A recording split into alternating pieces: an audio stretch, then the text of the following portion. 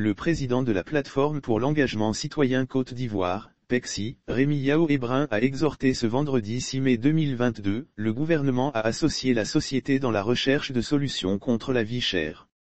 La cherté de la vie a été l'un des temps forts de la conférence de presse de Rémi Yao Ebrin, président de la plateforme pour l'engagement citoyen Côte d'Ivoire, PECCI, animée ce vendredi 6 mai 2022 au siège de ladite structure qui, faut-il le précise, regroupe 35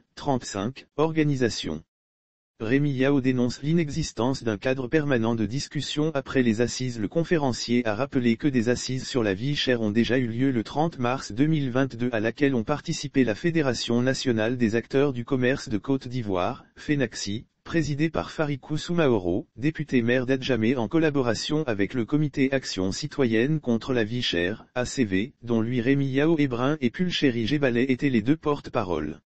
Malheureusement, dénonce le leader de la PECCI, il n'y a pas de cadre de concertation après ces assises.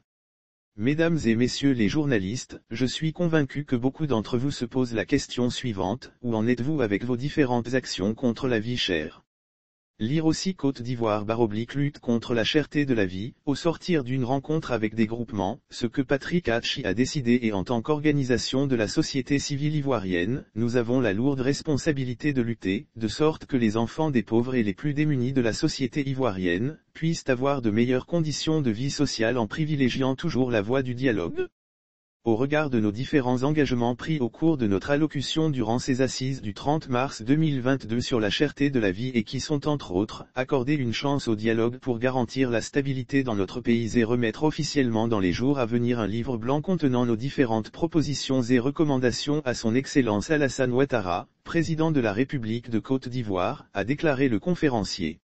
Nous travaillons avec le ministère du Commerce et nous soutenons les actions du gouvernement en place. Il a, une fois de plus, rappelé que l'engagement de la plateforme PECCI dans ce combat contre la cherté de la vie, a pour objectif prioritaire d'interpeller le gouvernement, lui faire des propositions et des recommandations afin de contribuer durablement à la résolution des problèmes réels de nos populations. Nous travaillons avec le ministère du Commerce et nous soutenons les actions du gouvernement en place, a-t-il ajouté. En définitive, Rémi Yao Ebrin a invité les autres organisations de la société à ne pas se servir de la lutte contre la cherté de la vie pour appeler à des actions qui pourraient mettre en péril la cohésion sociale et la paix dans le pays.